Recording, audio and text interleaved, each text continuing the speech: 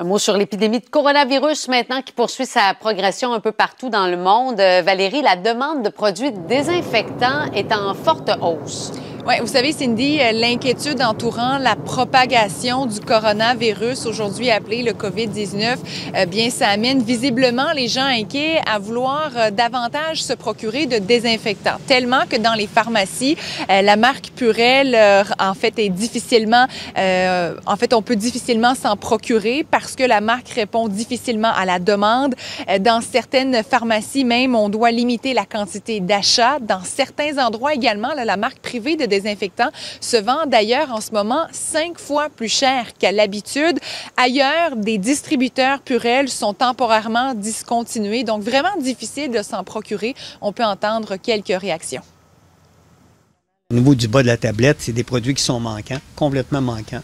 Alors, comme vous pouvez constater, les tablettes vides, c'est tout simplement le Purell qui n'est pas disponible pour le marché et la marque privée qui est disponible présentement. C'est vraiment la folie.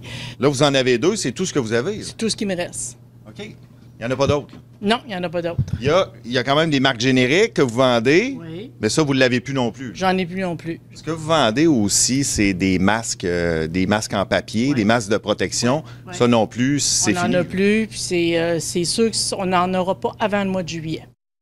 Et vous venez de l'entendre, Cindy, difficile aussi de se procurer des masques de protection. On vous en parlait il y a quelques jours d'ailleurs, pénurie dans les pharmacies, tellement que les gens inquiets semblent s'être tournés vers le matériel disponible dans les hôpitaux. Là. Ici à Québec, dans les 5 hôpitaux du CHU de Québec même, en fait, ils sont carrément dévalisés par leurs masques. En fait, les clients des usagers plutôt qui volent finalement certains de ces masques et ça a fait en sorte qu'on a dû mettre en fait un contrôle là-dessus, ce qui veut dire qu'en ce moment, les stations libre-service de masques chirurgicaux dans les entrées sont retirées. Maintenant, les patients, les gens qui veulent avoir un de ces masques doivent directement parler avec un agent de la sécurité.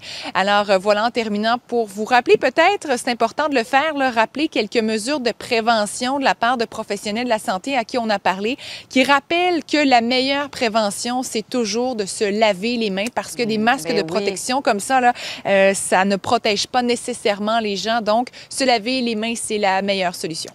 L'eau, le savon, pendant quelques secondes et les masques chirurgicaux, là, je disais ça récemment, il faut se rappeler que ça a été inventé pour protéger les patients des chirurgiens et non l'inverse. Alors, c'est vrai que c'est bon de se le rappeler dans des moments comme ceux-ci. Merci beaucoup pour les détails, Valérie. Au revoir.